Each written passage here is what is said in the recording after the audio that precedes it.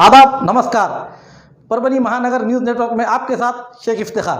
कुएं में गिरे चीता शेर के बच्चे को निकालने की कोशिश जारी। जिंतूर तहसील के चारठाना गांव के वागी धानोरा से वाड़ी शिवार के एक खेत के कुएं में पानी पीने के लिए चीता शेर का बच्चा आया हुआ था। अचानक पैर फिसलने से वो कुएं में गिरा। आसपास के किसानों ने देखते हुए इन किसानों ने पुलिस पाटिल संजय पवार को और बामनी पुलिस थाने और फॉरेस्ट ऑफिस को इसकी जानकारी दी। परभनी से फॉरेस्ट ऑफिसरों के साथ कर्मचारी घटना स्थल पर तारीख 19 जनवरी के देर शाम रवाना हुए। भाग्य फॉरेस्ट ऑफिसर कामोजी पवार, इनके मार्गदर्शन पर वन परिक्षेत्र के अधिकारी JD Kachhwe, Amul Kashikar, AS Bhandare, Anpal VP Devkate, इनके साथ फॉरेस्ट ऑफिस के 22 कर्मचारियों की टीम घटना स्थल पर पहुंची। कुएं के अतराफ गाँव के नागरिकों ने गर्दी की हुई थी। चीता शेर का छोटा बच्चा होने के कारण ये चीता शेर के बच्चे और ये चीता शेर और कितने होंगे, ऐसी चर्चा वागी, धानोरा, घाघरा, वाड़ी इन इलाकों में फैली हुई है। इस माहौल के नागरिकों में डर का माहौल दिखाई दे रहा है। इस छोटे चीता शेर के बच्चों को कुएं से बाहर नहीं निकाला गया है। Subscribe now and press the bell icon. Never miss an update. Sonpeth तहसील के 39 ग्राम पंचायतों के वोटों की गिनती आज सोमवार 18 जनवरी के रोज सुबह 9 बजे से 12 टेबलों के साथ 10 फेरी के से शुरू की गई थी। इस समय अंतिम परिणामों के में शेलगांव, वीटा, गौली, पिंपरी, खड़का, खापड़, पिंपरी सहित 15 ग्राम पंचायतों में लोगों ने फिर से एनसीपी पर विश्वास दिखाया और अन्य ग्राम पंचायत ये कांग्रेस, महाविकास आघाड़ी और भाजपा के गुटों को मिलने की जानकारी तीनों दलों की ओर से बताई जा रही है। तहसील में एनसीपी के खाते में 20 ग्राम पंचायत जाने से फिर से पूर्व जिला परिषद अध्यक्ष राजेश विटेकर इनका दबदबा देखने को मिला। मतगणना के समय तहसील प्रशासन और तहसील परिसर में कड़क बंदोबस्त दिखाई दिया। मिट्टी की चोरी करने वाले टिप्पर के साथ 9,18,000 रुपयों की सामग्री विशेष पथक ने की जब्त। एसपी जयंत मीना, इनके विशेष पथक ने पूर्णा तहसील के आहेरवाड़ी यहां पर रेती के अवैध और चुरा कर यातायात करने वाले टिप्पर मंगलवार को 19 जनवरी सुबह 4 बजे के दरमियान जब्त करते हुए एक को हिरासत में लिया है। इस कार्रवाई में पथक ने 9,18,000 रुपयों की सामग्री जब्त की है। विशेष पथक के परिवीक्षाधीन डीवाईएसपी बापूराव डड़स, पीएसआई विश्वास खोले, पीएसआई चंद्रकांत पवार, कर्मचारी सुग्रीव केंद्रे, नीलेश भुजबल, राहुल चिंचाने, यशवंत वाघमारे, शंकर गायकवाड़, रमीश फारूकी, अजहर पटेल, विष्णु भिसे, दीपक मुदिराज, अरुण कामड़े ये जिले के अवैध धंधों की जानकारी लेते हुए कार्रवाई के लिए गश्त पर रहते हुए पूर्णा तहसील के आहेरवाड़ी इलाके में रेती की तस्करी हो रही है, ऐसी जानकारी मिली। पथक ने तेजी से आ रहे टिप्पर को रोकते हुए ड्राइवर को उसकी जानकारी पूछने पर ड्राइवर ने नजरअंदाज बातें की। इसी पर टिप्पर को जब्त करते हुए एक व्यक्ति को हिरासत में लिया है। इस मामले का अपराध पूर्णा पुलिस थाने में दाखिल करते हुए 9,18,000 रुपयों की सामग्री जब्त की है। कोरोना का टीकाकरण पूरी तरह से सुरक्षित है। नागरिक इस टीकाकरण से ना घबराते हुए टीकाकरण करवाए, ऐसा आह्वान जिला अधिकारी दीपक मुगलिकर इन्होंने किया। जिले में टीकाकरण करने के बाद 10 लोगों की तबीयत मामूली खराब हो गई थी। उन्हें जिला अस्पताल में इलाज कराकर छुट्टी दी गई।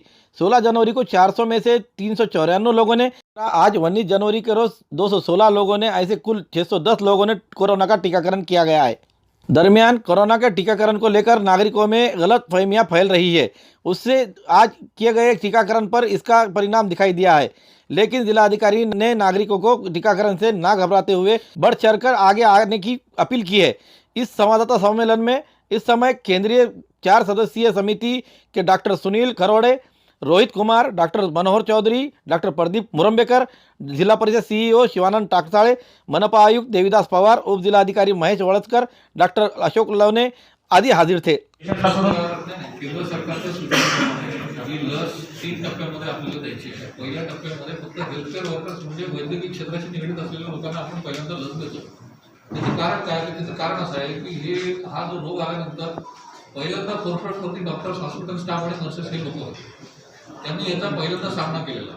त्यामुळे पहिलं प्रोटेक्शन त्यांना देणं आवश्यक आहे। म्हणून त्यांनी सांगितलं की बाबा पहिल्यांदा त्याचा डेटाबेस तयार करा आणि पहिलं प्रोटेक्शन करणार आहे। आपण जवळपास 10,800 लोकांचा डेटाबेस तयार केला। आता टप्प्याटप्प्याने एसीएल वर्कर्सना डोस द्यायचे, ते 2 टप्प्यामध्ये डोस द्यायला लागतात। पहिल्यांदा एक डोस घेतल्यानंतर दुसरा डोस जो आहे तो 28 दिवसांनी घ्यावा लागतो आणि हे झाल्यानंतर आता हे एसीएल संपल्यानंतर मग फ्रंटलाईन वर्कर्स आहेत। फ्रंटलाईन वर्कर म्हणजे पोलीस आहेत, होमगार्ड्स आहेत, ज्यांचा पब्लिकशी जास्त संबंध असतो। त्याच्यानंतर persons above the age of 50 years जे 50 ते 60 वयोगटातले जे लोक आहेत त्यांचं आपण बायफर्केशन केलं आणि 60च्या वरचे अशा लोकांना ही लस द्यायचं आहे. टप्प्याटप्प्याने ही लस देणार आहे आपण आणि सगळ्यांनाच उपलब्ध होईल असं काय नाही. आणि लस पूर्णतः सुरक्षित आहे. लसीचे कसलेही साईड इफेक्ट नाही आहे. त्यामुळे नागरिकांनी अजिबात त्याच्याबद्दल चिंता करायची किंवा घाबरायचं काहीच कारण नाही. आणि जशा लसी आपल्याकडे उपलब्ध होईल तशा प्रमाणामध्ये हे वॅक्सिनेशन वाढत जाईल. त्यामुळे जनजागृती घेऊन आमची आवश्यकता आहे. बऱ्याच म्हणजे गैरसमज खूप आहेत. आपण तसं त्या पद्धतीचं आईची जनजागृती करू शकतो. उद्दिष्ट होतं आपण 394 लोकांना दिलेलं होतं आणि आज सुद्धा 400 लोकांना द्यायचं उद्दिष्ट होतं. त्याच्यापैकी आतापर्यंत आपण 216 लोकांना दिलेलं आहे. म्हणजे हे दोन्ही जर आपण पकडले तर 800 पैकी आज रोजीला आपण 610 इतक्या लोकांना लसीकरण केलेलं आहे. पुढे 3 दिवस चालणार हा प्रोग्राम. उद्या कंटिन्यू होईल. नंतर फ्रायडे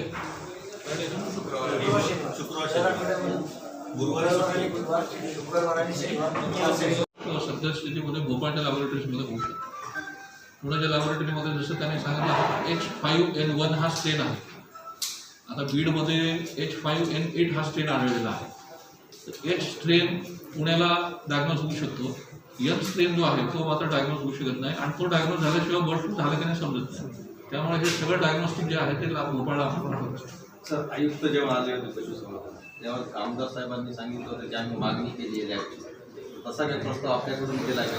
आपण आता इथे नवीन लॅब उभारण्यासाठी आपण निश्चितच, कारण आपल्याकडे युनिव्हर्सिटी आहे आणि युनिव्हर्सिटीचा बॅकअप आपल्याला असल्यामुळे अशा प्रकारची इंडिपेंडेंट लॅब परभणीला व्हावी असा एक प्रस्ताव आपण शासनाला पाठवतो.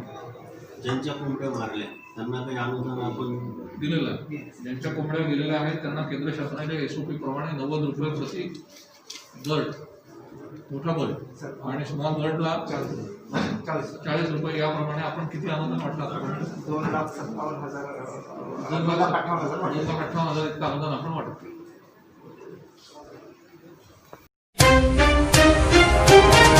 इलाके में हाई टेंशन तार ये गफ्फार मास्टर कैफे से लेकर यूसुफ लकड़ी वाले, अजहर तामुड़ी, मोहम्मद हाफिज खुद्दूस साहब, सैयद हफीज़ साहब, उसी के साथ साबिर कल्याणकर, कंदूरी हाल, तस्लीम खतीब, इन लोगों के घरों पर से जाता हुआ दिखाई देता है। ये हाई टेंशन तार इसके पहले 2-3 मरतबा टूट चुका है। इससे किसी प्रकार की जान हानि नहीं हुई, लेकिन कुछ घरों का सामान का नुकसान हुआ है।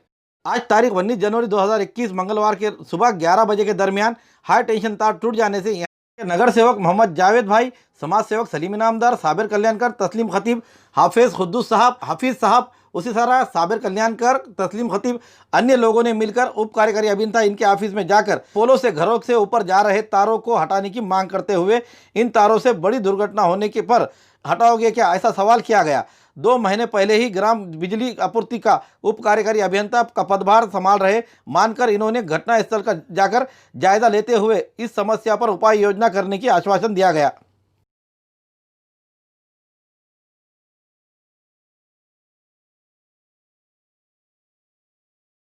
आज आसिफ नगर के अंदर एक हाई टेंशन का तार जो है टूट के लोगों के घर पे गिर गया था। उस ताल्लुक़ से हम आज यहाँ के ग्रामीण के जो डिप्टी इंजीनियर हैं उनसे मिले। उन्होंने हमें आश्वासन दिया है कि 2 से 4 घंटे के अंदर हम वो लाइन को दुरुस्त करेंगे और आगे फ्यूचर में वो लाइन टूट के कभी घरों पे ना गिरे, इसके लिए हम जो भी कार्रवाई कर सकते हैं वो उचित कार्रवाई ऐसी साहब से बात करने के बाद उन्होंने हमें आश्वासन दिया है कि हम वो करने वाले हैं।